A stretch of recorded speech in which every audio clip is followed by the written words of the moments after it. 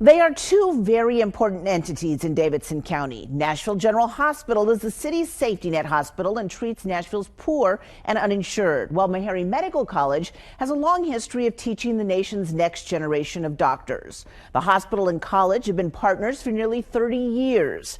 But now there's a growing rift between the two that's threatening this decades-long partnership. The head of Nashville General Hospital and the head of Meharry Medical College are now clearly at odds with each other, and this is what it's come to. So Dr. Webb sends you a letter, next day you send him a letter. What's going on?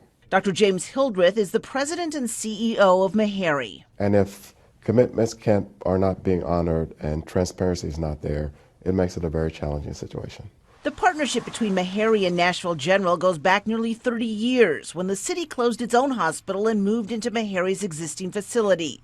Under the agreement between Metro and Meharry, this would become the city's safety net hospital, while Meharry Medical College would train its students and residents here. We just want to get back to that commitment that the city made. Dr. Hildreth says Nashville General is no longer holding up the city's side of the deal. And after Dr. Joseph Webb, Hildreth's counterpart at Nashville General, sent this letter to Hildreth asking for a face-to-face meeting, a letter that Webb also sent to local, state, and community leaders, Hildreth's frustration was apparent in his strongly worded response. He wrote, "When I assumed this position, I believed you and I had a shared vision."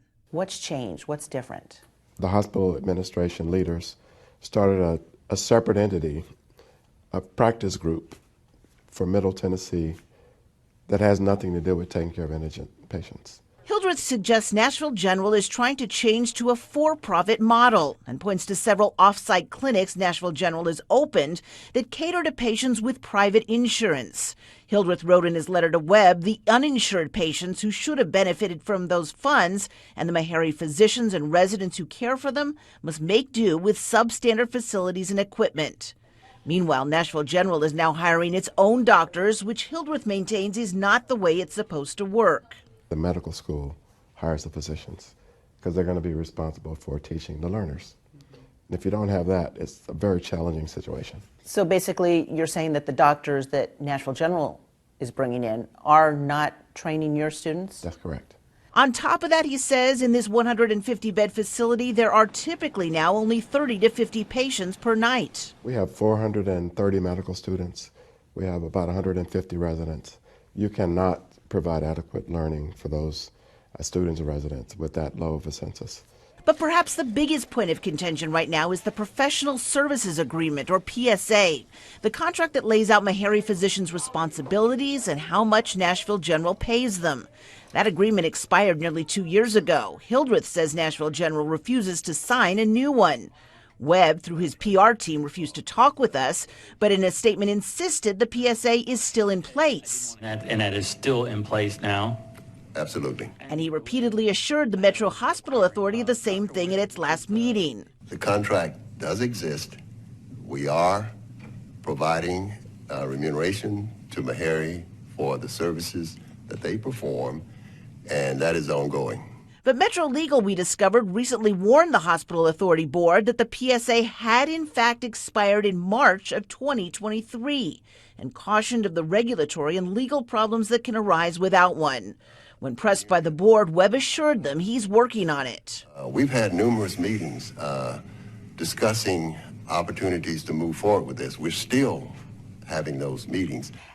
Dr. Webb says the negotiations have been ongoing and regular meetings. Well, I really don't want to comment on that. I don't have any enmity or animus toward Dr. Webb. But the look on your face there when I asked you that question seemed like, no, that's not right. Webb told us in his statement that Nashville's healthcare future is too important to be overshadowed by distractions or infighting. In that same statement, he also insisted that Nashville General does not owe Meharry Medical College millions of dollars. Yet this billing statement we obtained shows the hospital does in fact owe Meharry more than $7 million for unpaid physician salaries, utilities, and parking charges. We're not going anywhere. We intend to be here for a long time.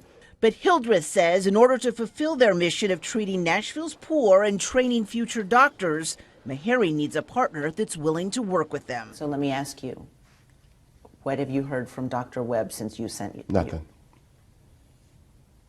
I don't expect to hear from Dr. Webb.